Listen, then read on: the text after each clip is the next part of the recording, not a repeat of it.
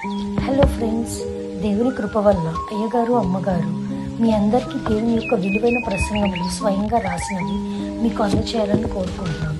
మా పుస్తకంలో సిలువ ధ్యాన ప్రసంగములు 83 ప్రసంగములు, క్రిస్మస్ ప్రసంగములు 50 ప్రసంగములు, బైబిల్లోని స్త్రీల ప్రసంగములు 72 ప్రసంగములు, మోషే సుఖోపవాస ప్రసంగములు 63 ప్రసంగములు. ఈ పుస్తకములు అయ్యగారు అమ్మగారు స్వయంగా రాసినవి మీ అందరికీ అందాలని కోరుకుంటున్నాము. మా పుస్తకములు కావాల్సిన వారు కాంటాక్ట్ అవ్వాల్సిన numbers: Bapatla reverend doctor P Jaipal గారు, phone number 9866412025. Guntur doctor P Prasada Rao గారు, ఫోన్ నెంబర్ 9413685994 అండ్ 9705789407. మా పుస్తకంలో మీరు తీసుకొని చదివి ఆదరణ పొంది దేవుని మహిమపరచాలని కోరుకుంటున్నాము. Don't forget to like the video. Thank you.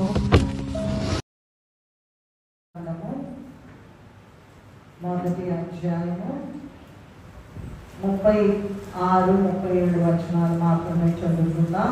ద్వితీయోపదేశ కాండము మొదటి అధ్యాయము, కాండాల్లో చివరి కాండము.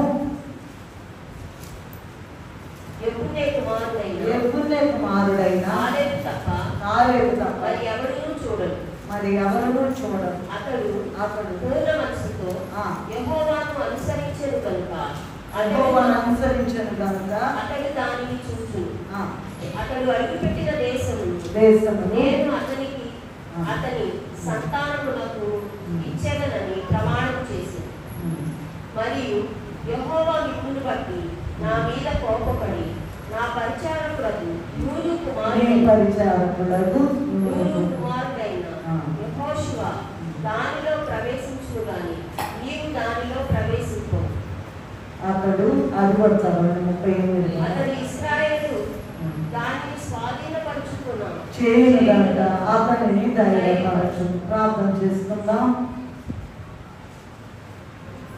మమ్మల్ని మిక్కిలిగా ప్రేమించిన మా తండ్రి, నీ పాదములకు కోటాను నమస్కారములు. నీ మహాకృపను బట్టి, నీ అత్యంత కనికరాన్ని బట్టి అంచె దినాల్లో ఉన్న మాకు నీ గ్రంథ మర్మములను తెలియచేయడానికి మమ్మల్ని ప్రేమించి మీరే మాకు అందిస్తున్న ప్రభువా నీకు నమస్కారములు. ఈ దినము మేము ధ్యానం చేసుకున్నై ఉన్నాం తండ్రి. వాక్యము మీరే దిగి వచ్చి మాతో మాట్లాడాలి. అల్పురాలనైన నన్ను ప్రక్కకు నెట్టివేసి ఆయన మీరే మీ పిల్లలమైన మాతో మాట్లాడి మహిమ ఘనత స్తుతి స్తోత్రం పొందమని వచ్చి వేసిన యేసయ్య అతి పరిశుద్ధమైన నామములు ఎంతో వినయముతో వేడుకొని ప్రార్థిస్తూ ఉన్నాము తండ్రి. మనం చదువుకున్నటువంటి ఒక వచనము,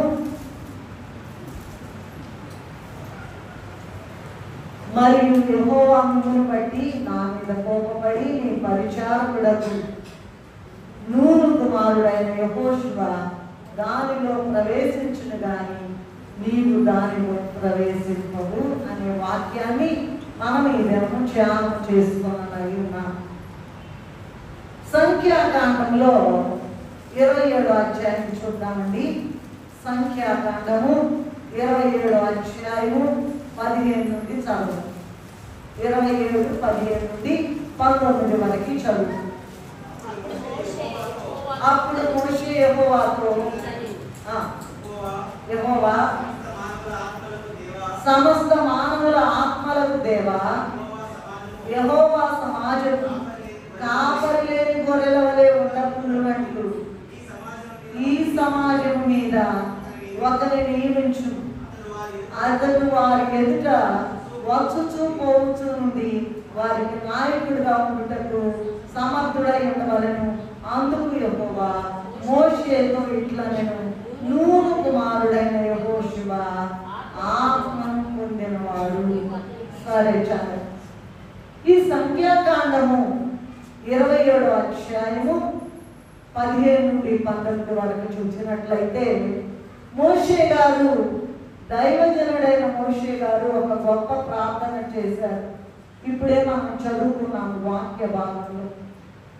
సో మోషే గారు చేసిన ప్రార్థనను ఆలకించి యెహోవా దేవుడు ఆలకించి మోషే తరువాత ఇశ్రాయేలీయుల మీద సమర్థుడైన నాయకునిగా ఉండుటకై దేవుని ఆత్మను పొందిన నూను కుమారుడైన యెహోషువను నియమించుమని దేవుడు చెప్పిన రీతిగా నియమించాడు.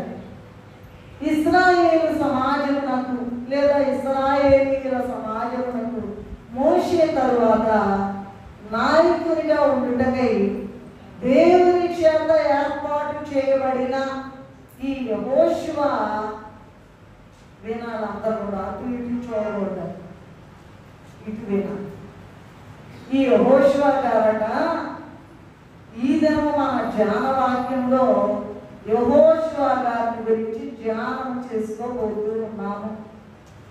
ఈ మోషే గారు యెహోవా చెప్పగా, దేవాది దేవుడైన యెహోవా చెప్పగా మోషే గారు ప్రార్థన ఆలకించి యెహోవా దేవుడు ఈ యెహోషువ గారిని నియమించమని చెప్పారు. ఈ యెహోషువ గారట క్రింది స్థాయి నుండి, చాలా అట్టడుగు నుండి అంచెలంచెలుగా ఎదిగి దేవుని సమాజంలో ఎలా ఎదిగి ఎదిగి ఎదిగి పైకి వచ్చేసాడో, చాలా ఉన్నత అంతస్తులోకి వచ్చాడో ఈ దినము మనము ఈ ధ్యాన వాక్యం ద్వారా మనము కూడా తెలుసుకొని దేవుని సమాజంలో, దేవుని సంఘంలో, దేవుని మందిరంలో ఉన్న మనకు కూడా అలాగూ ఎదిగి ఉన్నత స్థలములలోనికి ప్రవేశించాలని దేవుని యొక్క గొప్ప ఆశ అయి ఉన్నది. మళ్ళీ ఒకసారి చెప్తాను, వస్తున్నాం కానీ యెహోషువ గారు ఏం చేశారో అది వాళ్ళు ధ్యానం చేసుకుంటున్నాం. చాలా కింది స్థాయి నుండి వచ్చారట. మనం 7 పాయింట్లు చెప్పుకుంటాము. చాలా కింది స్థాయి నుంచి వచ్చారట, ఎంతో ఉన్నతమైన స్థితికి ఎదిగారట. మనం కూడా వస్తున్నామండి, సంవత్సరాల తరబడి వస్తున్నామా? వస్తున్నాం. కానీ ఎక్కడ ఉంటున్నాము? కింద కిందే ఉంటున్నాం, పైకి ఎదగటల. ఎందుకు ఎదగడలేదో ఆ విషయాలు ఈ దినము మనం యెహోషువ గారిని ధ్యానం చేసుకోవడం ద్వారా మనకు ఆ విషయాలు తెలియజేయాలని దేవుని యొక్క గొప్ప ఆశ ఉన్నది. కాబట్టి ఈ దినము యెహోషువ గారి గురించి మనకు వాక్యము చెప్తూ ఉన్నారు. సరే, సంఖ్యాకాండము 13-16లో ఏముందంటే, మోషే నూను కుమారుడైన హోషేయకు యెహోషువ అనే పేరు పెట్టెను అని ఉంది కదండి. ఈయన పేరంట హోషేయ అంట. అయితే మోషే గారు ఏం పెట్టారంట? యెహోషువ అనే పేరు పెట్టారు. అలాగే సంఖ్యాకాండము 13:8లో ఏముందంటే, నూను కుమారుడైన హోషేయ లేక యెహోషువ ఇశ్రాయేలు 12 గోత్రములలో ఎఫ్రాయిము గోత్రమునకు చెందినవాడు. ఏంటండి? ఎఫ్రాయిము గోత్రం. మళ్ళీ నేను అడిగితే చెప్తాను. ఏ గోత్రం అంట? ఎఫ్రాయిము గోత్రమునకు చెందినవాడు.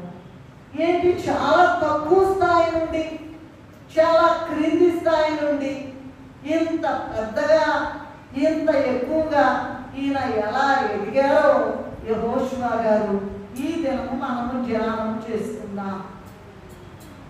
7 పాయింట్లుగా మనము మాట్లాడుకుందాం.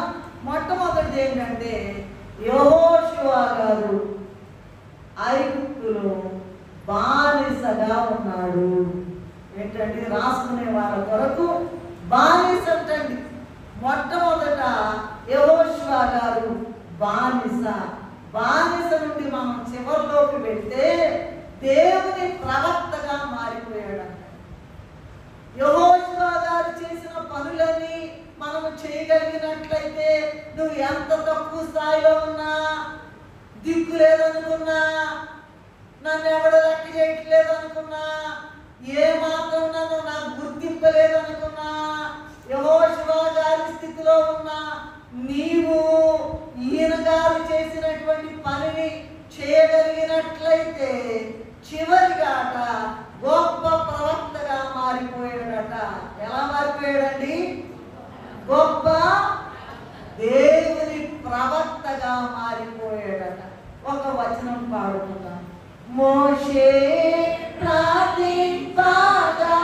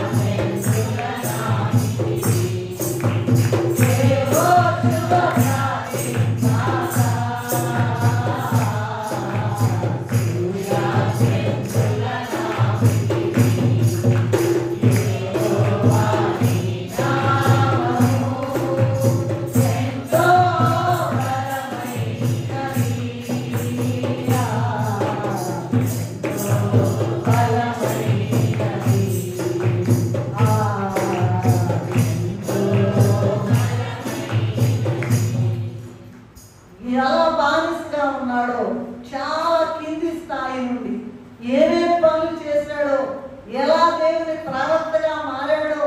ఏమండి, ఎంతమంది ఉన్నారు కదా, గొప్ప గొప్ప రాజులు ఉన్నారు కదా, మరి ప్రధానమంత్రులు ఉన్నారు కదా, రాష్ట్రపతులు ఉన్నారు కదా, ముఖ్యమంత్రులు ఉన్నారు కదా. ఎవరైనా ఇప్పటివరకు సూర్యుడు ఆగిపోవాలి, చంద్రుడు ఆగిపోవాలని చెప్పారంటండి? చెప్పండి, చెప్పారా? ఒక బానిస ఈజ్ ఎ స్లేవ్. ఒక బానిస, అట్టడుగున ఉన్నటువంటి బానిస ఎలాగూ గొప్ప అంతస్తుకి, ఎంత అంతస్తు అండి? సూర్యుడా ఆగిపో, సూర్యుడా గిబియాను లోయలో ఆగిపో, చంద్రుడా అయ్యాలోను లోయలో. ఎవరు చెప్పగలండి? అట్టడుగున ఉన్న ఒక బానిస ఎంత గొప్ప స్థాయికి ఎదిగాడు. యెహోషువ ప్రార్థన చేస్తేనంట సూర్య చంద్రులు ఆగిపోయారట, సృష్టి ఆగిపోయింది. ఏంటంటే ఈ మాట తమాషాకుండా మానవు కూడా చేయొచ్చు ఆ పనులు. యాకోబు పత్రిక 5:7 ఏముంది చూడండి. ఏలియా మన వంటి స్వభావము గల, చదవండి ఇంకా,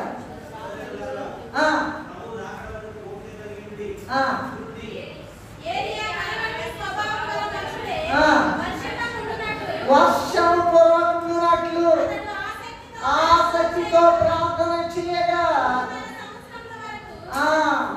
3.5 సంవత్సరాల వరకు వర్షము, మరలా ప్రార్థన చేశాడంట, మరలా వర్షం వచ్చిందంట భూమి తన ఫలం. ఈయనేం చేశాడండి? యెహోషువ గారు, సూర్యుడు ఆగిపో, ఇవాళంతా నువ్వు రావడానికి వీల్లేదు. చంద్రుడు ఆగిపో, ఇవాళంతా నువ్వు రావడానికి వీల్లేదు. అంత గొప్ప స్థాయికి ఒక అట్టడుగు బానిస ఎలా చెప్పగలుగుతున్నారు? బానిసని ఎలా చెప్పగలుగుతున్నారండి? చూడండి, నిర్గమకాండము 12వ అధ్యాయం 40వ వచనం ప్రకారం దయచేసి టీచర్ గారు, మన కమలా గారు, ఎవరైనా చదవచ్చండి, దగ్గర ఉన్నారు కనుక చెప్తున్నారు. నివసించిన కాలం 430 సంవత్సరాలు. ఎంతకాలం అంటండి? ఐగుప్తులో ఇశ్రాయేలీయులు నివసించిన కాలము 430 సంవత్సరాలు. ఈ కాలంలో యోసేపు గారు ఐగుప్తును పరిపాలించిన కాలం తప్ప మిగిలిన కాలం అంతా కూడా ఐగుప్తులో ఇశ్రాయేలీయులు దాసులుగాను బానిసలుగాను ఉన్నారు. ఎలా చెప్తున్నారండి? దాసులుగా బానిసలుగా ఎలా ఉన్నారని చెప్తున్నారండి? చూడండి, నిర్గమకాండము 1వ అధ్యాయం 14వ వచనంలో చూసినట్లయితే, ఐగుప్తీయులట ఇశ్రాయేలీయుల చేత చేయించుకున్న ప్రతి పనియు కఠినముగా ఉండెను. వారు జిగట వంటి పనిలోను, ఇటుకల పనిలోను, పాపలో చేయు ప్రతి పనిలోను కఠిన సేవ చేయించి వారి ప్రాణములను విసిగించిరి. మట్టినంట అడుసు తొక్కిచ్చి తొక్కిచ్చి తొక్కిచ్చి పడిపోయినా సరే తొక్కాలంటండి, అంత భయంకరము. ఇటుకల పని, రాళ్ళు, మరి గడ్డి ఏమి ఈగిపోయినా సరే వాళ్ళు ఇటుకలు తయారు, లేకపోతే కోడాలతో కొట్టే వాళ్ళంట. లెక్క చెప్పాలంట, ఎంత కష్టమైన పని. తర్వాత పొలంలో చేసే ప్రతి పనిలో కూడా కఠినమైన సేవ చేయించి వారి ప్రాణములను విసిగించారు అని ఉన్నది. చూడండి, బానిస వారిలో ఒకటిగా ఉన్నారు. అప్పుడు ఆయన గుర్తింపు లేదు, రికగ్నిషన్ లేదు. అక్కడకు బానిస ఎలా ఎదిగాడండి ఇంత పెద్ద స్థాయికి? సూర్యుడు ఆగిపో, యు స్టాప్ దేర్. చంద్రుడు ఆగిపో, యు స్టాప్ దేర్. ఎందుకు ఇంత అధికారం ఏంటి ఒక బానిసకి? ఎలా చేశాడో మనకి బుద్ధి రావడానికి, అంచె దినాల్లో రాకడ కాలంలో ఉన్న మనకు బుద్ధి రావడానికి దేవుడి గొప్ప వాక్యాన్ని మనకి ఇచ్చినట్లుగా మనం గమనించగలము. అలాగే నిర్గమకాండము 5వ అధ్యాయము 5 నుండి 23 వరకు చూసినట్లయితే, మోషే అహరోనులు దేవుని చేత పంపబడి ఇశ్రాయేలీయులను విడిపించడానికి వెళ్ళినప్పుడు కూడా దేవుని ప్రజలు కఠిన శ్రమలలో ఉన్నారట. కఠిన శ్రమల్లో ఉన్నారట. ఏంటయ్యా, మమ్మల్ని ఇందుకేనా ఐగుప్తులో చావడానికి తీసుకొచ్చారా? మధ్యలో చావడానికి తీసుకొచ్చారా? అక్కడి నుంచి కఠిన శ్రమలో ఉన్నారండి. అయితే ఇక్కడ ఒకటి గుర్తు పెట్టుకోవాలి, వాళ్ళేమో శరీర శ్రమలో నలిగిపోయి ఉన్నారు. బానిసలు అలా చేయించేదండి. ఏంటండి? ఇశ్రాయేలీయులేమో శారీరక శ్రమలో నలిగిపోయి ఉన్నారు. ఇక చాలేశారని అనుకుంటున్నారు. ఇక మన దగ్గరకు వద్దాం. చూడండి, మన దగ్గర విషయం ఏంటంటే, యోహాను 8:34 చదవండి. పాపము చేయి ప్రతి వాడును పాపమునకు దాసుడు. ఏంటండి? తెల్లారు లేచి తల్లి గర్భములోనే పాపములోనే మనలను గర్భం ధరించి ఉన్నది. నోరు తెరిస్తే, లేస్తే, తెల్లవారు లేస్తే పాపమే, తలంపుతో పాపమే, చూపుతో పాపమే, మాటతో పాపమే, క్రియలతో పాపమే, వినే విషయంలో పాపమే, అన్ని అవయవాలతో పాపమే. ఇంకొక మాట రోమా 23:23లో ఏముందంటే, అందరూ పాపము చేసి దేవుడు అనుగ్రహించి మహిమను పొందుతుంది. పొందలేకపోతే ఏ భేదము లేదు, అందరూ పాపం. నేను పాపం చేయలేదనే వాడు ఎవడు కూడా లేదండి. ఎందుకంటే గర్భంలో ఉంచే పాపంతో నిండిపోయి వచ్చారండి. పిల్లలకి ఎవరు నేర్పరు. అమ్మ తల్లిదండ్రులైన వారు ఆ బయట తిరిగే పిల్లల్ని ఎండలో ఉన్నారు భయంకరంగా, అక్కడ ఆడుతున్నారు చూస్తుంది. సరే, కనుక వాళ్ళేమో ఎలా ఉన్నారండి? శారీరకమైన శ్రమలో ఉన్నారు. మనమేమో చెప్పండి, మనం ఎట్లా పాపమని భూమిలో పడి కొట్టుకుంటూ శ్రమలో ఉన్నాం. ఆయన ఎలా ఎదిగారో, మరి బానిసగా ఉన్న ఆయన ఎలా ఎదిగారో, మరి మనము ఈ భయంకరమైన పాపములో ఉన్నామండి. మనము పాపలోకములో ఉన్నాము. దేవుని మహిమను పొందలేకపోతున్నాం, దేవుని మహిమను చూడలేకపోతున్నాం. అయితే ఇక్కడట యెహోషువ అనేటువంటి బానిస, యెహోషువ గారు అనేటువంటి బానిస మోషే గారు కాళ్ళు పట్టుకున్నారంట. ఏంటంటే మోషే గారు దైవజనుడు. ఆయన అసలు ఆయన ఏం చేస్తున్నాడు? ఆయన ఎందుకు ఇలా ఎదిగాడో, అంత గొప్ప రాజప్రాసాదంలో ఉన్నాయన, 47 రాజప్రాసాదాలు ఉన్నాయన, మొత్తం వదిలిపెట్టి మా దగ్గరికి ఎందుకు వచ్చాడయ్యా, అదేంటో తెలుసుకుందామని యెహోషువ గారంట ప్రతి క్షణం కూడా మోషే గారు ఏం చేస్తున్నారు, మీరు మాట్లాడుతున్నారో, ఎలా ప్రార్థన చేస్తున్నారో చూసుకునేవాడట. పొద్దాక కాపీ మక్కి టు మక్కి మోషే గారు ఏం చేస్తే అదే చేసేవాడు. మనము కూడా ఇశ్రాయేలీయులేమో శారీరక శ్రమలో మరణానికి దగ్గర అవుతున్నారు, మనమేమో పాపపు శ్రమలో భయంకరమైనటువంటి పాపము చేసి, ఎడతెరిపి లేని పాపము చేసి దేవుడు అనుగ్రహించే మహిమను పొందలేకపోతున్నాం. అందువలన మనము కూడా దేవుని సేవకుడైన దైవజనుడైన మోషే గారి సహాయంతో యెహోషువ గారు ఎలా గొప్ప ప్రవక్తగా ఎదిగాడు, ఈ దినము మనము కూడా మరి యెహోషువ లాగా ఐగుప్తు అనేది లోకము, ఎదుగు పొదుగు లేకుండా ఉన్నటువంటి ఈ జీవితము, ఈ లోకమును పాపమును జయించి మనం కూడా మహిమ మేఘము ఎక్కాలి.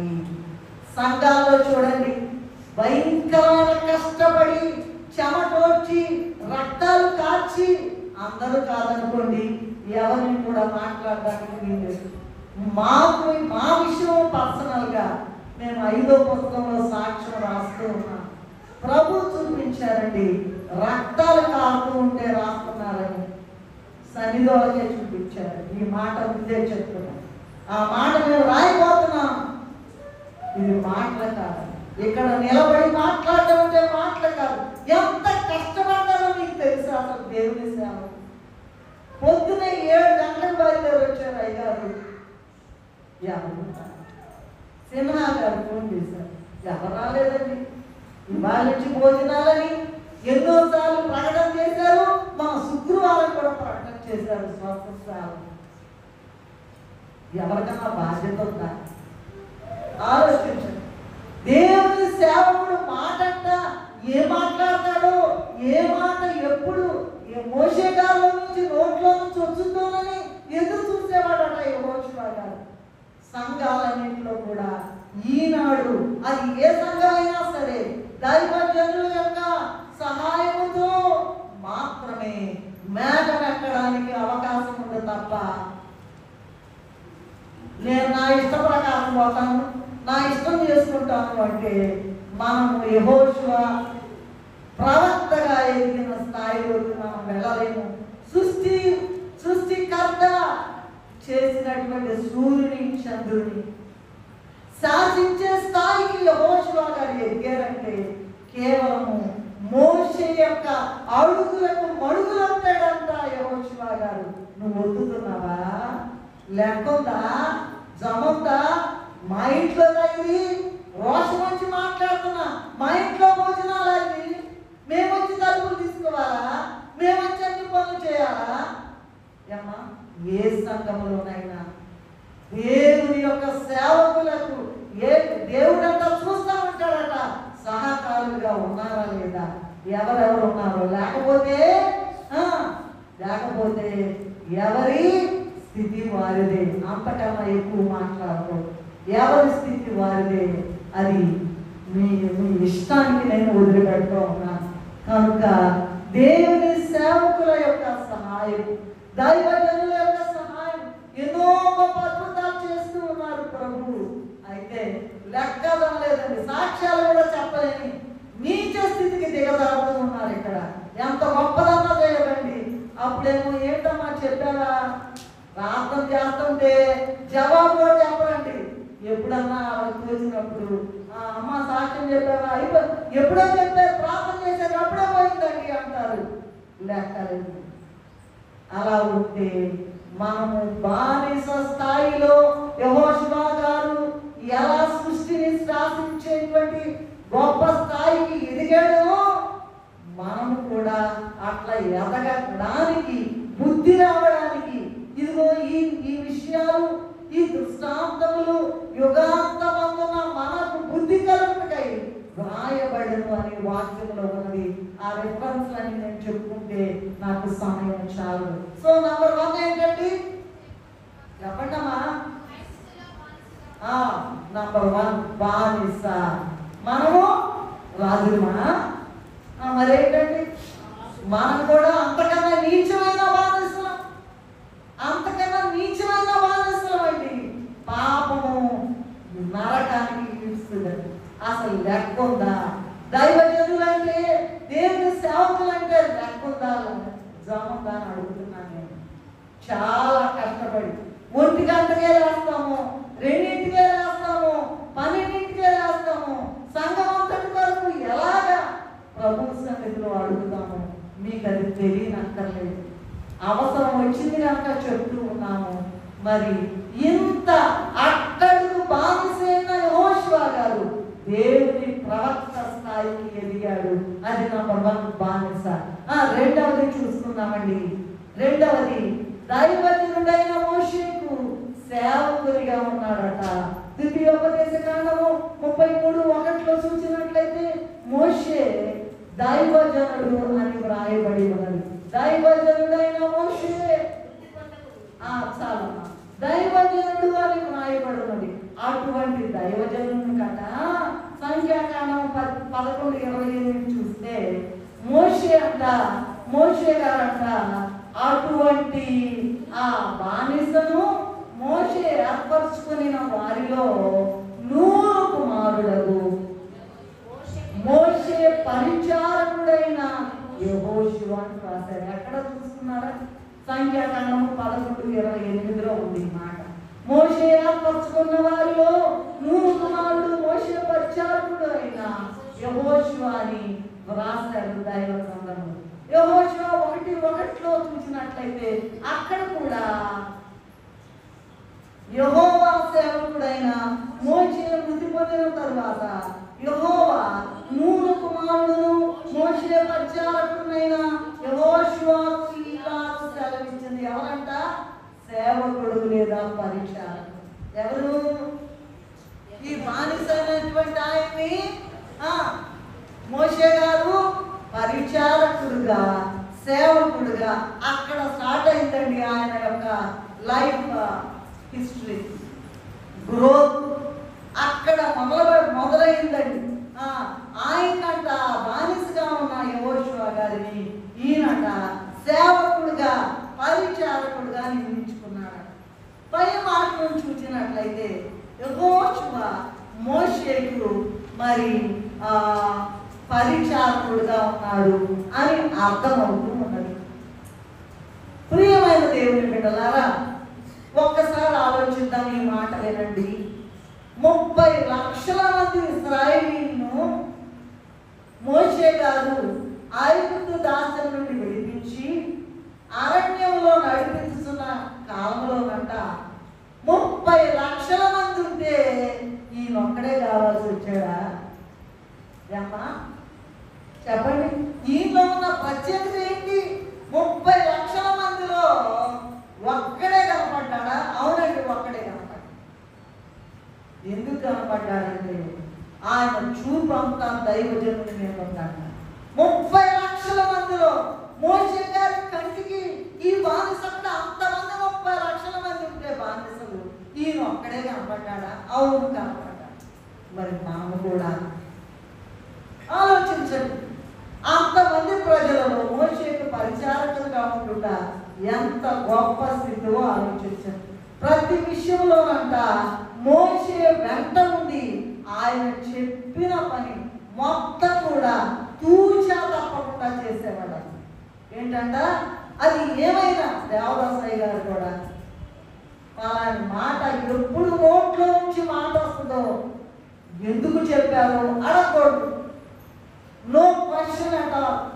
ఏమైనా సరే అయ్యగారు చెప్పారు చేయడం, అయ్యగారు చెప్పారు నేర్పించి వెళ్ళారు, చెప్పారు చేయాలంటే అది ఎందుకని ప్రశ్నించడానికి వీల్లేదు. ఎందుకో తెలుసా? వారు దేవుని ఆత్మ కలిగిన వారు అని అనేక చోట్ల బైబిల్ గ్రంథం రెఫరెన్స్లని చెప్పండి.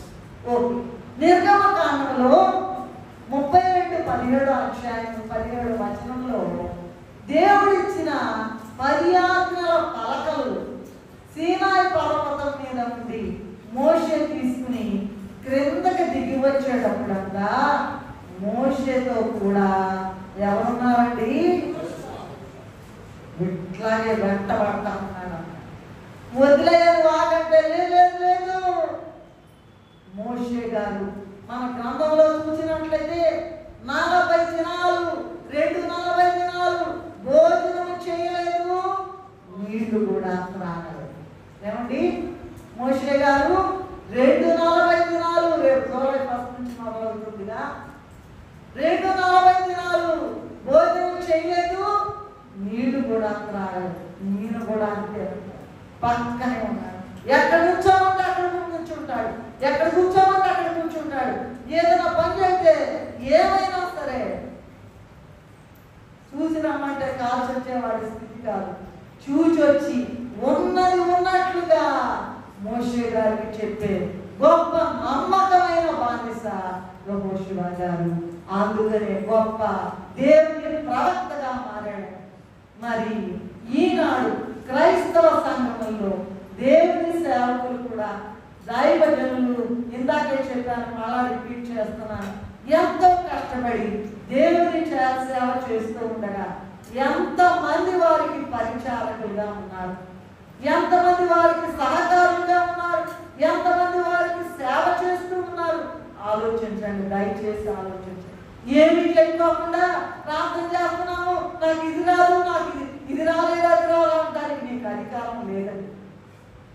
దేవుడి పని చేయి, నా రాజ్యమును నా నీతిని ముందు వెళ్ళకండి, అప్పుడు అవన్నీ అంటే పెద్దలు ఇస్తుంది. అక్కడ పెద్దలు ఇస్తుందో తెలుసా మీకు? ఏది కావాలంటే అడగండి. యోహాను 14:14 నువ్వు దేవుడు చెప్పిన పని చేయకోకుండా నువ్వు ఎక్కడ డిమాండ్ చేస్తావు? ఎవరిని డిమాండ్ చేస్తావు? దేవుడు చేస్తావా? సర్వాధికారి సృష్టికర్త అయిన దేవుణ్ణి చేస్తావు. ఇంతకాలం నుంచి వస్తున్నారే, ఏమన్నా సహాయం కావాలా? ఏమన్నా సహకారం కావాలా? ఏమన్నా పరిచయం చేయాలా అని అడిగారా ఎప్పుడైనా? ఇవాళ చాలా దుఃఖం వచ్చింది. 7 కాకముందే బయలుదేరారు. నేను వెళ్తాను వెళ్ళగానే ఒక 10 నిమిషాలు నాకు ఫోన్ చేస్తా, రాలేదమ్మా.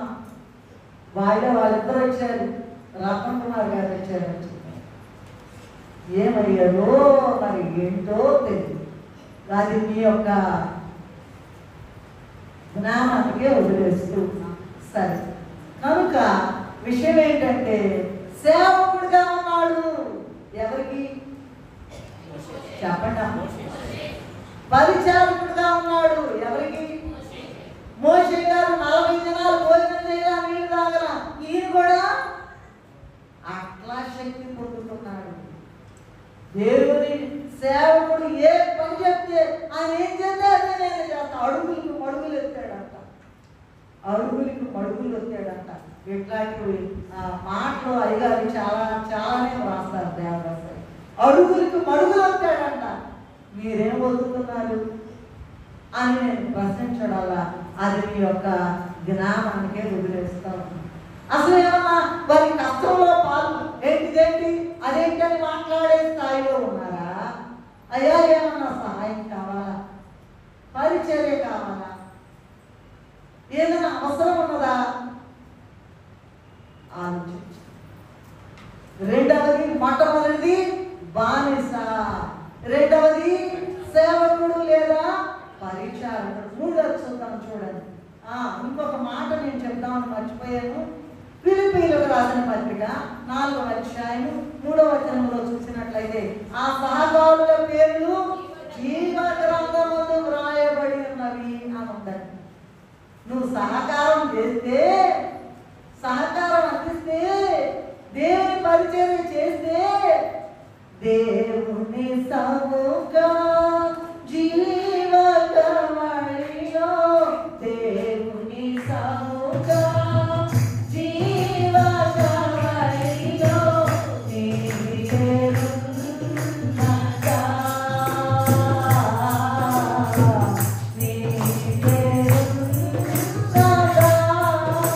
దేవుని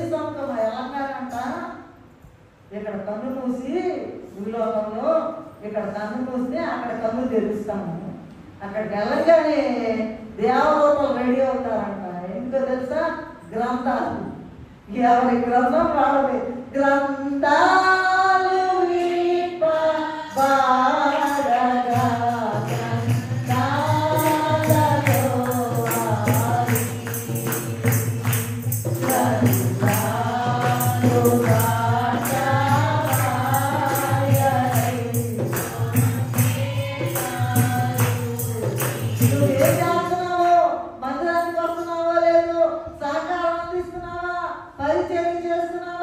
దైవజనుని యొక్క మాటలు వింటున్నావా? ఆదాయం లెక్కడం లేదు. నేను పెద్ద హీరోని అనుకుంటున్నావా? హీరోయిన్ అనుకుంటున్నావా? ఆలోచించండి. దేవుని సేవకుడుగా 40 దినాలు ఏమి ఆయన కదండి దేవుని సేవకుడు. నాకేం పట్టే, నేను 40 దినాలు అన్నం తింటా, భోజనం చేస్తా, నీళ్ళు తాగుతా అని చేయొచ్చు కదా? లేదంట. పక్కనే ఉన్నాడు. ఆయన ఏం చెప్తే అది. ఈ బుద్ధి మనకు కలగడానికి మన పనులు జరగవండి. జరగవు. అప్పులు తీరవు, ఉద్యోగం రాదు, పెళ్లి కాదు, పిల్లలు పుట్టరు, ఏమీ రాదు. ఎందుకంటే నువ్వు దేవుని పరిస్థితి చేయట్లేదు. గ్యారంటీగా ఈ దినం రాసి పెట్టుకోండి. ఎవరైతే చేస్తున్నారో ఖచ్చితంగా వారి పనులు జరుగుతున్నాయి. గ్యారంటీ ఇస్తాం మేము. కానీ అవి ఏమీ చేయకోకుండా డిమాండ్ చేయడానికి నువ్వెవరు? నేను. రెండవది సేవకుడు, మొట్టమొదటి మానస. మూడవది చూసినట్లయితే దేవుని యుద్ధాలు జరిగించే సైనికులలో యెహోషువ సైనికుడు అంట. ఒక సైనికుడు అంట. ఈయన కూడా ఒక సోల్జర్, ఒక సైనికుడు. నిర్గమకాండము 17వ అధ్యాయము 8 నుంచి 10 వరకు చూసుకున్నట్లయితే మోషే యెహోషువతో మన కొరకు మనుషులను ఏర్పరచి వారిని తీసుకుని వెళ్ళి అమాలేకీయులతో యుద్ధం చేయమని చెప్పగా యెహోషువ వెళ్ళి వారిని ఓడించి జయించను. మాట చెప్పాడంటే పరిగెత్తడమే. ఏంటండి? ఎవరు? దైవజనుడైన మోషే గారు చెప్పారంటే పరిగెత్తాడంట. మాట చెప్పాడంటే గ్యారంటీగా నెరవేరుకుంటుంది. మాట చెప్పాడంటే కూరగాయలు ఏమి లేవంటండి. ఒకరోజు అయ్యగారు కోటాలు పెట్టారంట. అయ్యగారు కూరగాయలు ఏమి లేవన్నారంట. అయ్యగారు అన్నారంట, దేవదాసయ్య గారు అక్కడ వెళ్ళిరా అవతల బజార్కి. ఏమన్నారంట? అవతల బజార్కి వెళ్ళిరామన్నారంట. అవతల బజార్కి వెళ్తే వర్షం వచ్చి ఆ మొలక చెట్టు మొత్తం ఇరిగి పడిపోయి మొత్తం కాయలు తీసుకెళ్ళండి. ఏమన్నారంట? వంట చేసి. మాట చెప్పారంటే దైవజనులు ఏమంట? గ్యారంటీగా జయం వస్తుంది, జరిగి తీరు. ఎందుకు మమ్మన్నారు? ఏంటి? కూరగాయల మార్కెట్కి వెళ్ళకోకుండా అవతల బజార్కి వెళ్ళమన్నారేంటి?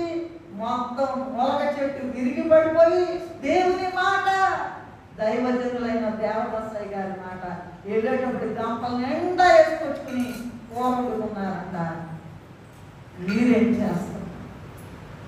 యుద్ధం చేయమన్నాడంట. ఓడిపోతే ఎట్లయ్యా అని అడగల. నోరు తెరిచి మాట్లాడకుండా పరిగెత్తి వెంటనే యుద్ధము భయంకరంగా జరిగింది. వారిని ఓడించి ముందు మాట్లాడాడంట యెహోషువ గారు. ఎందుకంటే గొప్ప సైనికునిగా ఆయన పనిచేశారట.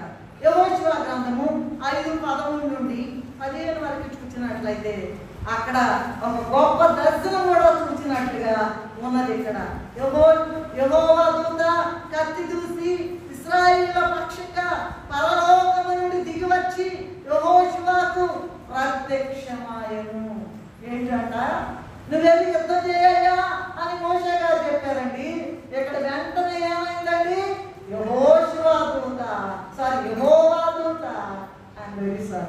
పై నుండి దిగి వచ్చేసి ఏం చేసిందంట? కత్తి తీసుకొని ఉందంట. రెడీ.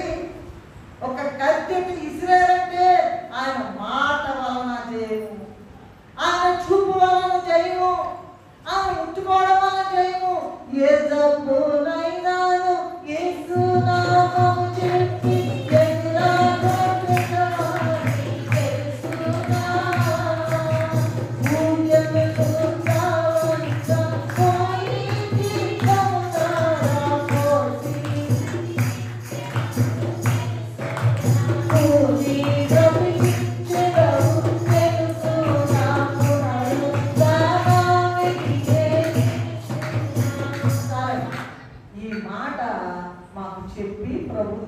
తీసుకొచ్చారు. ఏ మాట? ఏ జబ్బునైనాను అసలు ఉంటేగా, నమ్మకం ఉంటేగా, విశ్వాసం ఉన్నారు. పద్దాకా అందిస్తా ఉన్నారు. విశ్వాసము లేని విశుద్ధల సమయాన విశ్వాసం మనం వేడుకొనుము. విశ్వం అంటే ప్రపంచాన్ని గావించిన నీ తండ్రి విశ్వాసమును గావించలేడా? లేదు. ఏముంటలేదు, ప్రార్థన చేసుకుంటే ఏముంటలేదు, మనం చేసుకుందాంలే, అలా చేయకూడదు చెప్పారు. వెళ్ళిపోయాడు. జయమేం చేసిందండి యెహోవా దూత. ఇక్కడ ఎప్పుడైతే మోషే గారు యెహోషువ గారికి చెప్పారో కత్తి దూసి రెడీ ఉందంట. అయ్యా నువ్వు ఎక్కడి నుంచి వచ్చావు? ఆ పక్షం వాడువా మా పక్షం వాడువా అంటే మీ పక్షం వాడు నేనయ్యా. యుద్ధము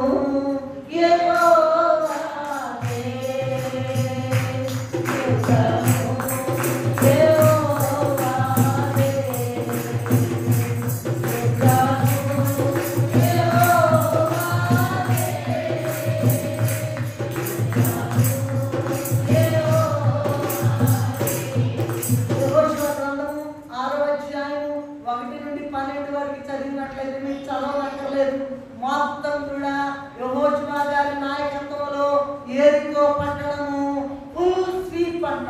ఫుల్ స్వీప్ మొత్తం వచ్చేసిందంట. దేవుని మాట, దేవుని మాట. నువ్వు ఎప్పుడైనా అయ్యా దేవదూతను పంపించు, మాకు ఒక సాక్ష్యం గుర్తొస్తాం. ఆత్మ నడిపింపండి, మా ఇష్టం వచ్చినట్టు మాట్లాడడానికి వీలేదు. నేను ఎంఏ చదువుకున్న రోజుల్లో 20 సంవత్సరాలకు నాకు ఎంఏ అయిపోయి ఉద్యోగం లేదండి. 20 నెలలుగానే ఉద్యోగం. 10 సంవత్సరాల వరకు నాకన్నా పెద్దోళ్ళు నా స్టూడెంట్స్గా ఉండేవారు. 20 సంవత్సరాల నుండి 21 సంవత్సరంలో ఉద్యోగంలో చేరానండి. ఆ టైంలో హైదరాబాద్ వెళ్ళి ఒక టెస్ట్ రాయడానికి మా అంకుల్ వాళ్ళ ఇంటికి వెళ్ళాను. యాక్చువల్గా మా అంకుల్ సెక్రటేరియట్లో అసిస్టెంట్ సెక్రటరీగా ఉన్నారు హైదరాబాద్ ఆ రోజుల్లో. ఉంటే వాళ్ళు ఏం చేశారంటే బండి ఎక్కించారండి. సాయంత్రం పూట బండి ఎక్కించారు. ఆ బండి ఏం చేసింది, 5కి అట్లా వస్తుంది అని చెప్పారు. ఏదో ఎక్స్ప్రెస్ ఎక్కించారు. నేను ఎప్పుడు ప్రయాణం చేయలేదు, ఒంటరిగా ప్రయాణం చేయలేదు. సాక్ష్యమే చెప్తున్నాను, అంతకన్నా ఎక్కువ మాట్లాడలేదు. మరి ఎక్కించిన తర్వాత మరి ఫోన్, ఆ రోజుల్లో ఫోన్లు పెద్దగా ఉండేవి కాదండి. దాదాపు 30 ఏళ్ళ క్రితం మాట చెప్తున్నాను. ఫోన్ లేదు. మరి అంకుల్ గారు అడిగారు, మరి వాళ్ళ నాన్నగారికి నువ్వు ఫోన్ చేసావంటే వాళ్ళ నాన్నగారు తెల్లారేసి ఈ అమ్మాయి కోసం ఎదురు చూస్తూ ఉంటాడు. ఎప్పుడు వస్తుందని ఆయన కనులు కాసుకొని ఉంటాడు. అక్కర్లేదులే ఇల్లు ఎప్పుడోకప్పుడు రెడీగా ఉంటారు. ఆ బండి 5కి రావాల్సిన బండి 1:30. మరి ఆ రోజు ఏమైందో, యాక్సిడెంట్ అయిందో మరి ఏమైందో నాకు తెలియదు, డైవర్ట్ చేసి 1:30కి వచ్చింది అర్ధరాత్రి, లేదా 2 అయిందో కోసం. సూట్ కేసు తీసుకున్నా, ఒక 4 సూట్ కేసు ఉన్నా నా దగ్గర, చిన్న సూట్ కేసు. ఒక 10-15 రోజులు ఉన్నా మా ఆంటీ వాళ్ళ ఇంట్లో. వచ్చాను, బండి దిగాను, భయం వేస్తూ ఉంది. అసలు నాకు చాలా భయస్తురాలు. నేను నడుస్తూ ఉన్నాను. ఒక పక్క భయం.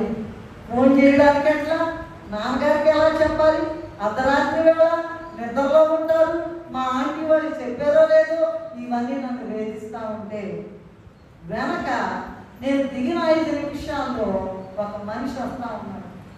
అమ్మో భయపడిపోయాను, చాలా భయపడిపోయాను.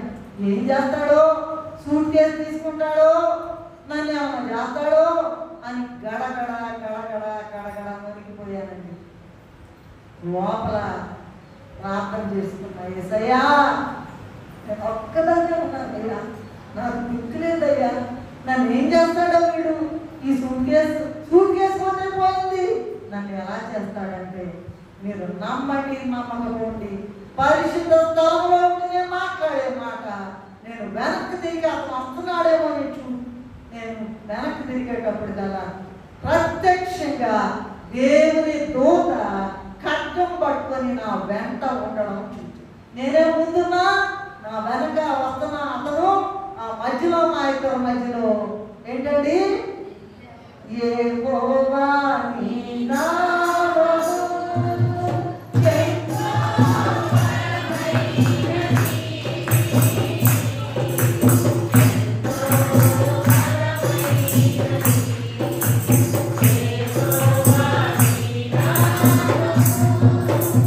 స్టేషన్ బయలుదేరి మధ్యలో చాలా మంది అడిగిన దగ్గర సెంటర్ ఇటు వస్తా ఉంటే ఏంటి బాబా నువ్వు మాడికరా మాట్లాడాలి అమ్మాయి కదా అన్నారు.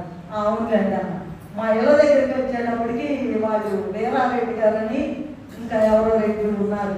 ఏంటి బాబా ఇప్పుడు వస్తున్నావేంటి అర్ధరాత్రి వేళ అని అన్నారు. అదేలేండి అనుకుంటా వెళ్ళా. మా నాన్నగారు అదిరిపోయారు. ఎట్లా వచ్చావు నాన్న నువ్వు ఎంత అర్ధరాత్రి వేళ. ఈ మాట ఆ మాట ఇవాళ సాక్ష్యం చెప్పడానికి అవకాశం వచ్చిందా? దేవుడు ఎంత గొప్ప దేవుడని అర్థమైందా మీకు? ఏమా యెహోవా దూతని ఇప్పుడు నాకు ఈ దూత కనపడింది యెహోషువ గారి కంటే నాకు కూడా కనపడింది కదా అని, నీకు కూడా కనపడింది కదా నువ్వు చెప్పు అని పరిశుద్ధ ఆత్ముడు చెప్తా ఉన్నారు. స్పష్టంగా చూచాను, మెరిసిపోతా ఉంది, తెల్లని వస్త్రాలు ఉన్నాయి, రెక్కలు కట్టుకుంది, కట్టం పట్టుకుంది. నాకును ఆ వెనకున్న అతనికి మధ్యలో దేవదూత చక్క చక్క చక్క చక్క నడుస్తూ ఉంది. మళ్ళీ చూశాను, మళ్ళీ నాకు కనపడ్డా. చూచాను, ఇక నాకు ఎక్కలేని ధైర్యం వచ్చేసింది. వెళ్ళిపోయాను, ఇంటి దాకా వెళ్ళిపోయాను. కనుక ఇదిగో ఈ దేవుని మాట చొప్పున యెహోవా దూత పరలోకం నుండి పంపబడి ఏం చేసిందంట? ఖడ్గం పట్టుకుని మీరే చేయను అందంట. ఇక యెహోషువ గారు ఇక ఆగకుండా యుద్ధం చేసి జయించారు. కనుక మొట్టమొదటి బానిస, రెండవది సేవకుడు లేదా పరిచారకుడు, మూడవది ఏంటంటే గొప్ప సైనికుడు, నాలుగవది ఏంటంటే యెహోషువ దేవుడు కనపడి మాట్లాడే అనుభవం కలిగిన వాడు. ఇది మన బైబిల్ మిషన్ మాట. అందుకే బైబిల్ మిషన్ కన్వెన్షన్ లో పాటలు పాడారు. అందరు రాలేదని కాస్త ఆగి వేరే పాటలు పాడి తర్వాత కన్వెన్షన్ లో బైబిల్ మిషన్ పాటలు పాడారు. సరే, ఈ యెహోషువ గారికి దేవుడు కనబడి మాట్లాడే అనుభవం ఉన్నదటండి. యెహోషువ గ్రంథము 1వ అధ్యాయము 5 నుండి 9 వరకు చూసినట్లయితే దేవుడే స్వయముగా యెహోషువతో మాట్లాడి, నీవు బ్రతుకు దినములన్నిటిను ఏ మనుష్యుడును నీ ఎదుట నిలువలేక ఉండును లేదా నిలువలేక ఉండును. నేను మోషేకు తోడయుండినట్లు నీకును తోడయుండును.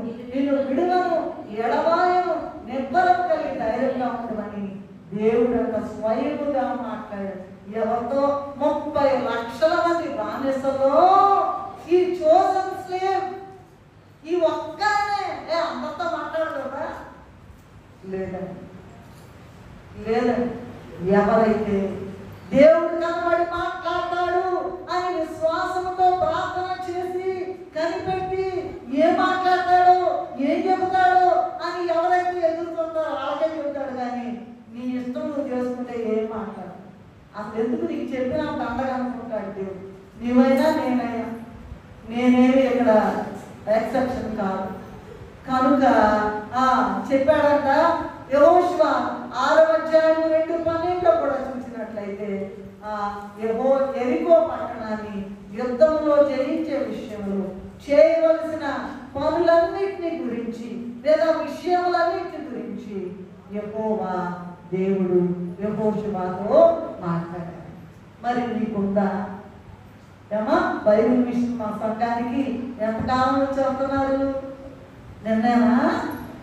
చెప్పండి, ఎంతకాలం నుంచి వస్తున్నారు? ఎంతకాలం నుంచి?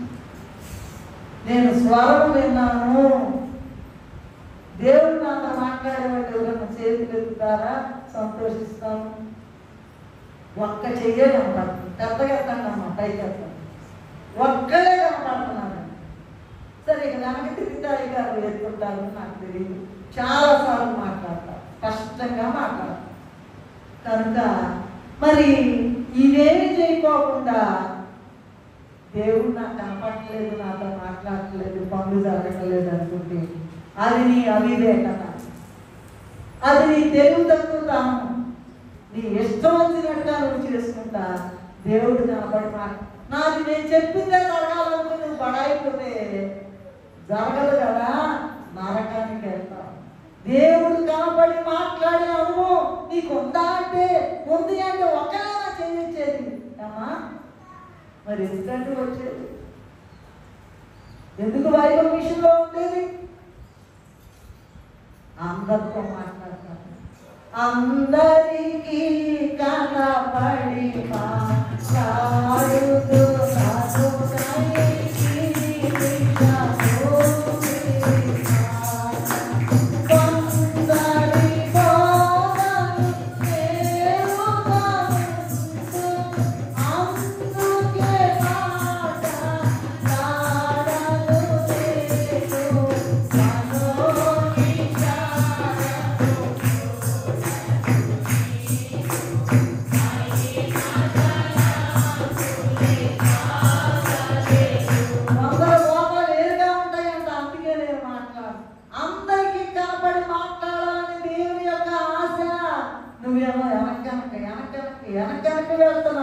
ఎలా కనబడి మాట్లాడతాడమ్మా? ఆలోచించుకో. ఎందుకు కనబడి మాట్లాడలేదు, ఎందువలన ఆలోచించమని దేవుని సన్నిధిలో మిమ్మల్ని బ్రతిమాలుతున్నాము. కనుక నాలుగవది ఏంటంటే దేవుడు కనబడి మాట్లాడే అనుభవము ఈయనకు ఉన్నదట. అందుకే is a chosen vessel, is a chosen vessel by God. సరే, ఐదవది చూసినట్లయితే ఇశ్రాయేలీయుల్లో ఈయన ఒక గొప్ప ప్రధానుడిగా, ముఖ్యుడిగా లేదా గోత్రకర్తగా ఉన్నాడట. ఏంటంటే అంత గొప్ప బానిస ఇంత గొప్ప స్థాయికి ఎదిగాడు ఏంటండి? స్టెప్ బై స్టెప్, అంచెలంచెలుగా ఎదగటమే కానీ దిగటం లేదు, ఎదుగడమే కానీ దిగటం లేదు. ఆయన ప్రధానుడిగా, ముఖ్యుడిగా, గోత్రకర్తగా ఉన్నాడట. చూడండి సంఖ్య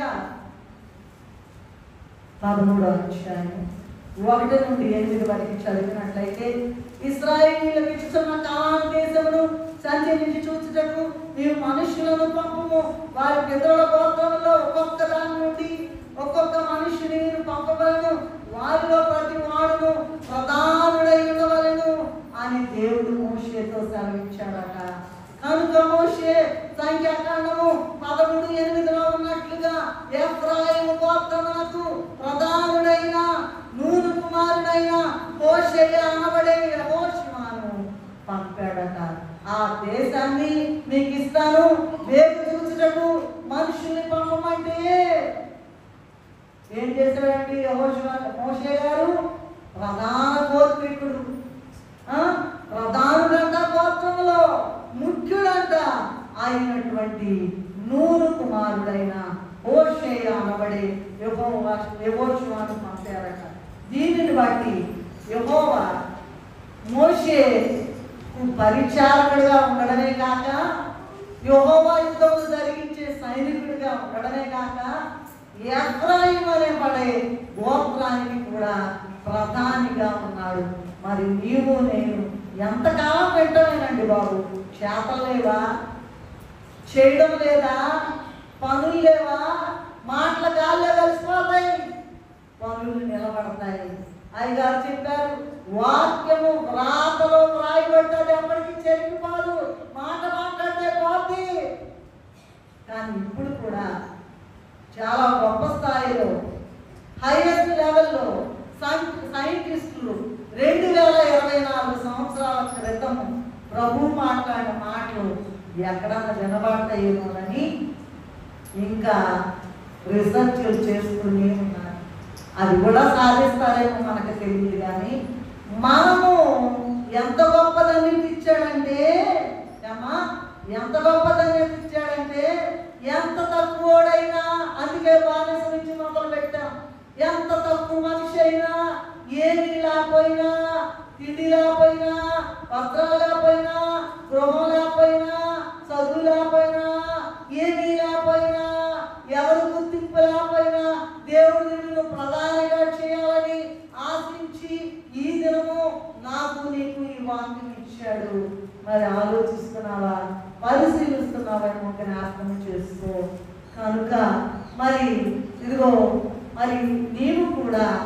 ఇంత గొప్ప ధన్యత కలిగిన బైబిల్ మిషన్లోకి వస్తూ అనేకులను, నీ బంధువులను, నీ నెలవరులను, నీ కుటుంబములను, నీ గోత్రములను ప్రభు వద్దకు నడిపించడానికి ప్రధాన పాత్ర వహిస్తున్నావా లేదా? చెప్తున్నావా నోరు తెరిచి? ఏమా దానియేలు 12:3 ఉన్నది, ఎవరైతే బుద్ధిమంతులైతే ఆ నోరు తెరిచి ఇదిగోండి అని చెప్తారో, రండి రండి రండి రండి అని చెప్తారు, వాళ్ళకి ఆకాశంలో జ్యోతులాగా నక్షత్రాలాగా ప్రకాశిస్తారంట. మనం ఏం ప్రకాశిస్తామండి? నోరు తెరవం కదండి, నోరు తెరవం అసలు. ఏమనుకుంటారు, ఎంతకాలం ఉంటామండి ఆ మురికిలో? ఎంతకాలము ఎంతకాలం మురికిలో దొరలాడేటువంటి మనుష్యుడా అని ఒక దైవరము జీవజలము త్రాగరండి, దైవ పుత్రుని జీవమార్గము చేరరండి. అసలు ఎంతకాలం మురికి, పాపం అనేది మురికిలో దొరలాడుతున్న మనుష్యుడా, స్వనీతి వలన దొరకదు ఆ రక్షణ.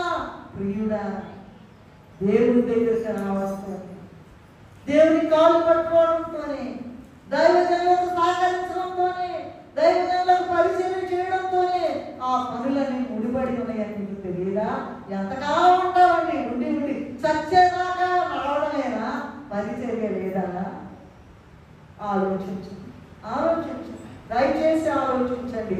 అందుకే ఈ గొప్ప వాక్యాన్ని ఈ దినం మనకు ఇచ్చారు ప్రభు. కనుక మన కుటుంబాలను, మన నెలవరులను, మన చుట్టుపక్కల వారిని, ఇరుగు పొరుగులను, మన కుటుంబంలో వారిని అందరినీ కూడా రాహాబులాగా ఎర్రగా దారం, తొగదారం కట్టిందంట, అందరినీ చేర్చుకుందంట. నువ్వు చేర్చుకుంటున్నావా? నీవు ఒక్కదానివే వస్తాను. కొంతమంది అయితే భర్తలు రాలండి, భార్యలే వస్తాను. స్టైటస్ గారు ఏమనేవాళ్ళంటే, నవ్వుకోబాకండి, ఏంటి మొండాలే కనపడుతున్నాయి, తలలు కనపడలేదు, శిరస్సులని నువ్వునే నవ్వించేవాళ్ళ.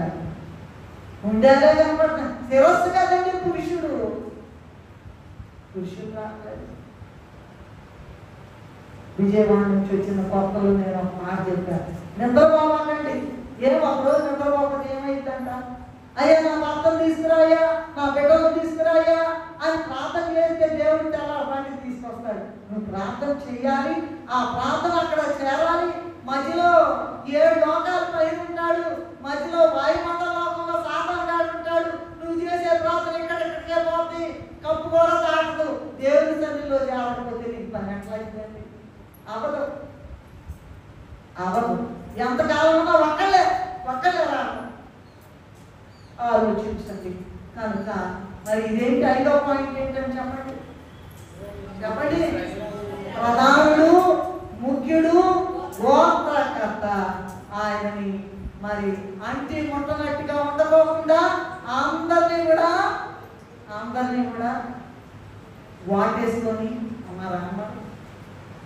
రామా మేలు పొందమ్మా, నా రోగం బాగు చేశాడు, నాకు ఉద్యోగం ఇచ్చాడు, నాకు పెళ్లి చేశాడు, నాకు పిల్లల్ని ఇచ్చాడు, నాకు అవి ఇచ్చాడు, నాకు ఈ ఇచ్చాడు, నువ్వు కూడా అంటే మనం పొందింది వాళ్ళ గురించి చెప్పడం అనుకుంటున్నారేమో. అది చాలా ప్రమాదం, జాగ్రత్త. అలా చేయదాకండి. 6వది, ఈయన ఒక గొప్ప నాయకుడిగా అయిపోయాడంట, బానిస నాయకుడు అయిపోయాడంట. యెహోషువ గ్రంథము 14వ అధ్యాయము 1 నుంచి చూసినట్లయితే, ఇశ్రాయేలీయులు కనాను దేశంలో పొందిన స్వాస్థ్యములు ఇవి, వాళ్ళ స్థలాలు పంచిపెట్టే విషయంలో మోషే ద్వారా యెహోవా ఆజ్ఞాపించినట్లు యాజకుడైన ఎలియాజరు, నూను కుమారుడైన యెహోషువ ఇశ్రాయేలీయుల గోత్రముల ప్రధానులు చీట్లు వేసి ఆ స్వాస్థ్యములను పంచిపెట్టి. అలాగే సంఖ్య 27:15 నుంచి 19 చూసినట్లయితే, దేవుడు మోషే ప్రార్థన ఆలకించి ఇశ్రాయేలీయుల మీద సమర్థుడైన నాయకుడిగా ఉండటకు దేవుని ఆత్మ పొందిన యెహోషువను ఎలియాజరు సర్వ సమాజం ఎదుట నిలబెట్టి నాయకునిగా ఏర్పరచను అని చూసుకోండి. సంఖ్య 27 15 నుండి 19 వరకు చూసినట్లయితే నాయకునిగా ఏర్పరచిన మాట సారాంశం ఉన్నది. అలాగే ద్వితీయోపదేశ కాండము 3వ అధ్యాయం 26 నుండి 28 వరకు చూసినట్లయితే మోషేను దేవుడు వాగ్దాన దేశమునకు వెళ్ళవద్దని చెప్పారు. మరియు యెహోషువకు ఆజ్ఞ ఇచ్చి అతన్ని ధైర్యపరిచి దృఢపరచును. అతడు ఈ ప్రజలను వెంట పెట్టుకుని నది దాటి నీవు చూడబో దేశమును వారిని స్వాధీనపరచుకొన చేయనని చెప్పాను. నీవు నీ సంఘములు దేవునికి సంఘ కాపరికి ఇష్టమైన రీతిలో నాయకత్వం ఎందుకు వహించకూడదండి? మాకెందుకు వచ్చిందిలే అనుకుంటున్నారా? దేవుడు కూడా అట్లాగే మీరు ఒప్పుకోకపోతే, మీరు అందరి ముందు దేవుడిని ఒప్పుకోకపోతే దేవదూతల దగ్గర నిన్ను కూడా ఒప్పుకోవడానికి మొన్న చెప్పాను కదా వాక్యంలో ఎక్కడో 3 రోజుల దాకా బాప్తిసం తీసుకోకపోతే బయట నుంచారంట, గేటు బయట. ఆలోచించండి దయచేసి. ఇవేమి ఈ మాటలన్నీ గాలిలోకి పోయే కాదు, దేవుడి దగ్గర లెక్క ఉంటుంది. వెళ్ళగానే ఎన్నిసార్లు విన్నావు వాక్యం? గ్రంథం తీసుకుని వచ్చిందంట దేవదూత నీ దగ్గరికి. ఏం జవాబు చెప్పబోతున్నావు? మరి చూడండి, నాయకుడిగా అంటున్నాడంట. ప్రభు పనిచేసిన వారికి నీవు కూడా దేవుని రాజ్యవ్యాప్తి కొరకు పనిచేస్తూ ఉన్నావా? దేవుని సంఘ కాపరికి ఇష్టమైన రీతిలో నాయకత్వం ఎందుకు నేను నాయకత్వం వహించకూడదు? ఎవరైనా ఇనిషియేటివ్ తీసుకునేవాళ్ళు ఉన్నారా? నాకెందుకు లేదు అని అంటే రేపు కూడా దేవుడు ఏమంటాడండి? చెప్పండి, మీరే జవాబు చెప్పండి. నాకెందుకు లేదు, పోండి. అక్రమము చేయవారలారా, అక్రమము చేయవారలారా, ఈ మాట వినే వాళ్ళకి వినబడును గాక దేవుడు వింటూ ఉన్నాడు. కనుక దేవుని రాజ్యవ్యాప్తి కొరకు పనిచేయడానికి ప్రయాసపడడానికి నీవు ముందుకు వస్తున్నావా? ఇనిషియేటివ్ తీసుకుంటున్నావా? నాకెందుకు అని ఊరుకుంటున్నావా? ప్రభు ఏం చెప్పారంటే, ప్రభు పని చేసిన వారికి దేవుడంట బాకీ పట్ట. గిన్నెడు చన్నీళ్ళు నా నామమున ఇస్తే వారు పాప పట్టుకోమంటే ఏమా ఇది ఊడుస్తున్నారు, తుడుస్తున్నారు, వంట చేస్తున్నారు, పాత్రలు కడుగుతున్నారు. అవన్నీ ఏమనుకుంటున్నారు మీరు? మాకే వచ్చిందా అనుకుంటే దీవెన అనకపోతుంది. దేవా ఇంత గొప్ప పని ఇచ్చేవయ్యా నాకు అంటే 10 అంతల దీవెన వచ్చిందంట. ఆ సంగతి నీకు తెలుసా? నేను చిన్నప్పుడు మా ఆంటీ వాళ్ళు తీసుకెళ్తే బక్సింగ్ ఫెలోషిప్ గారి కోటాలకి వెళ్ళాను. వెళ్తే ఐఏఎస్ ఆఫీసర్లు, పెద్ద ఆఫీషియల్స్ అందరూ తన ఇస్తరాకులు ఎత్తేసేవారు. మీకు తెలుసా అన్నమాట? అబ్బో ప్లేటా, ఆ ప్లేటా, దేవుని సన్నిధి అది నీ ఇల్లు కాదు, నా ఇల్లు కాదు, మరొక ఇల్లు కాదు. దేవుని సన్నిధిలో నువ్వేం పని చేస్తావు? ప్రభు తన పని చేసిన వారికి తాను బాకీ పడడు. రాసి పెట్టుకోండి. అందుకే నాయకుడు అయ్యాడు, బానిస నాయకుడు అయ్యాడు. ఇది 6వ పాయింట్. కరెక్టేనా నేను చెప్పేది? చివరి పాయింట్లోకి వచ్చేద్దాం. ఇప్పటికే చాలా సమయం తీసుకున్నాను. బానిస అయిన యెహోషువ గారు దేవుని యొక్క గొప్ప ప్రవక్త స్థాయికి ఎదిగిపోయాడట. అదేంటో మరి ఆలోచించండి. ఒక బానిస 30 లక్షలు, 10 మంది ఉంటే గుర్తిస్తారండి, 100 మంది ఉంటే గుర్తిస్తారండి, 1000 మంది ఉంటే గుర్తిస్తారండి, 10,000 మంది ఉంటే గుర్తిస్తారండి, 1,00,000 మంది ఉంటే గుర్తిస్తారండి. 30 లక్షల మంది ఆయన అక్కడ కనపడ్డాడండి. ఆలోచించండి. తిప్పి బాబు మంది లేదు ఏమండి? ఎలా గుర్తిస్తారు? 30 లక్షల మందిలో ఈయన కళ్ళలో ఈయనే పడ్డాడు. ఎంత దీనుడు, ఎంత గొప్ప సేవకుడు, ఎంత గొప్ప పరిచారకుడు, ఎంత గొప్ప విధేయుడు, ఎంత గొప్ప నమ్మకస్తుడు. ఆలోచించండి, ఎంత గొప్ప నమ్మకస్తుడు. నమ్మకస్తులని పిలచి బహుమతులో సరగా నమ్మకస్తులని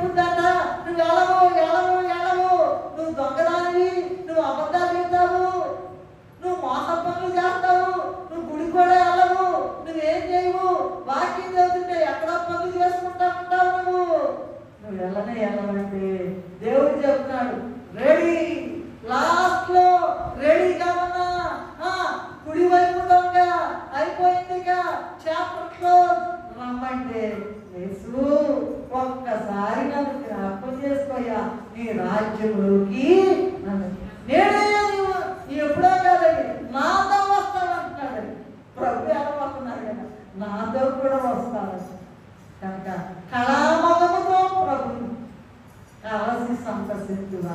ఏ దినమో తెలియదుగా యేసు ప్రభుని రాకడ కాదనక ఇక కాల్చుకొని విడిస్తాడా అనే పాట భక్తులు రాశారు.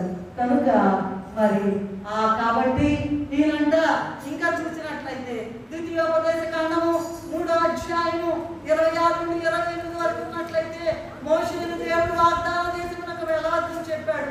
మరియు యెహోషువకు ఆజ్ఞ ఇచ్చి అతన్ని ధైర్యపరిచి దృఢపరిచారట. అయిపోయింది కదండి, పాయింట్ 6వ పాయింట్ అయిపోయింది. 7వ పాయింట్ దేవుని ప్రవక్త స్థాయికి ఎదిగిన యెహోషువ. ద్వితీయోపదేశకాండము 34:9 మోషే తన చేతులను నూను కుమారుడైన యెహోషువ మీద ఉంచి ఉండేది కనుక అతను జ్ఞానాత్మకుడాయను. కాబట్టి ఇశ్రాయేలీయులు అతని మాట విని యెహోవా మోషేకు ఆజ్ఞాపించినట్లు చేసేది.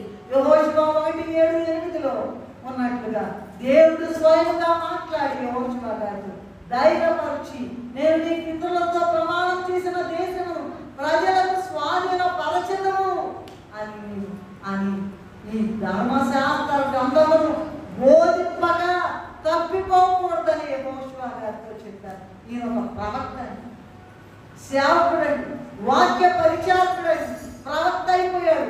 ఏ స్థాయికి వెళ్ళాడంటే సృష్టినే శాసించే గొప్ప ప్రవక్త స్థాయికి ఎదిగాడు. యెహోషువ 24:1-28 వరకు చదివినట్లయితే చాలా పెద్దగా ఉంది. దాన్ని సారాంశం మాత్రమే చేస్తున్నా.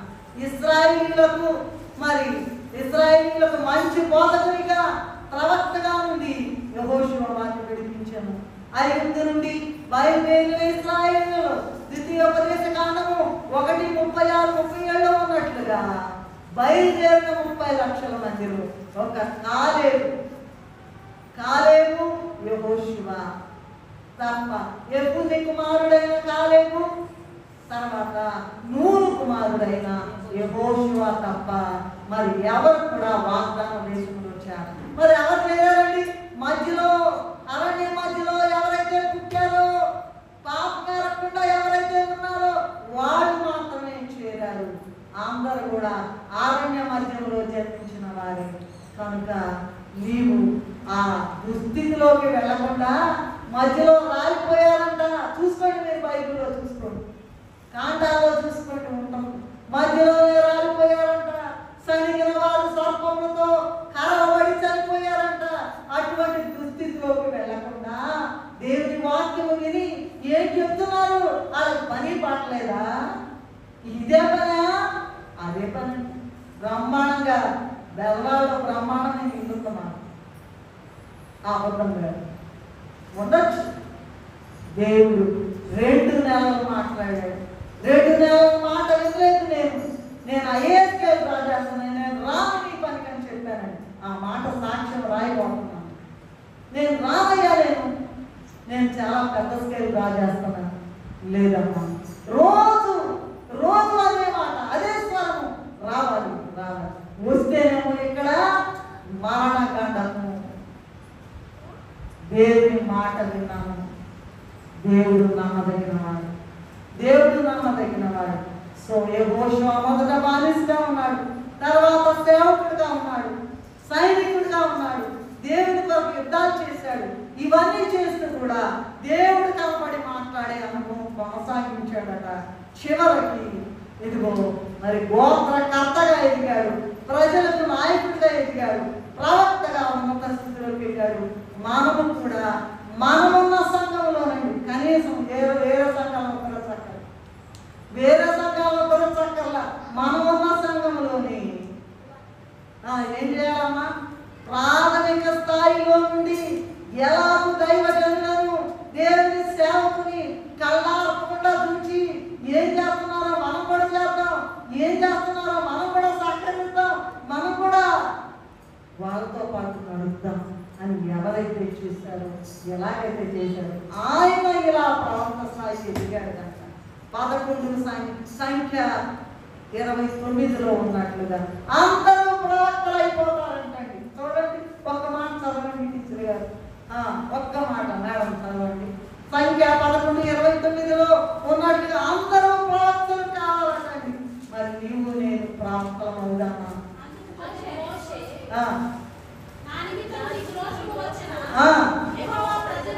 యెహోవా ప్రజలందరూ ప్రవక్తలగునట్లు తన ఆత్మను వారి అందరూ ప్రవక్తలు అవుదామంటారా? దొంగలు అవుదామంటారా? అవిధేయులు అవుదామంటారా? చీకట్లోకి వెళ్దామంటారా? పరలోకానికి వెళ్దామంటారా?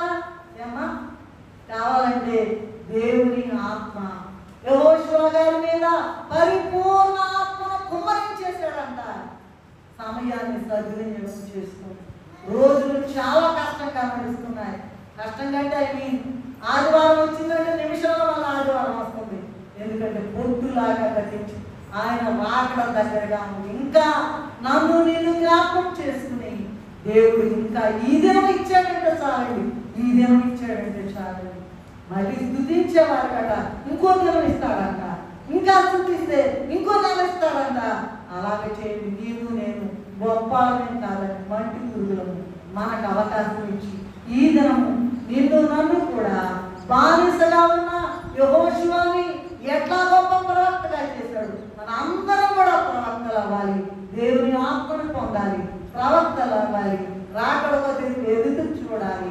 అలాగే ఎదురు చూసిన వారు మహిమ మేఘనెక్కాలి. అట్టి కృప తండ్రి మనకు అనుగ్రహించుగాక. మమ్మల్ని మిక్కిలిగా ప్రేమించిన మాటని మీ పాదములకు నమస్కారం. మీ మహాకృపను బట్టి మా తండ్రి గారు ఎవరు కూడా చెప్పలేట్లా. అయినా ధ్యానంలో ఉంటే అన్నీ ధ్యానము ద్వారా ఇలాంటి విషయాలు మా తండ్రి గారు నేను ఎక్కడికి వెళ్తాను మీతోనే ఉంటానని చెప్పారు కనుక తండ్రి ఏమీ లేని అజ్ఞానులము అయోగ్యులము విద్య లేని పావనము ప్రభువా అయ్యా నువ్వే సహాయం చేసి ఈ గొప్ప వాక్యాన్ని ఇచ్చినందుకు నీకే చేతులెత్తి నమస్కరిస్తూ మా మధ్యకు మా స్థుతులు అంగీకరించడానికి దిగి వచ్చి వేసిన యేసయ్య అతి పరిశుద్ధ నామములు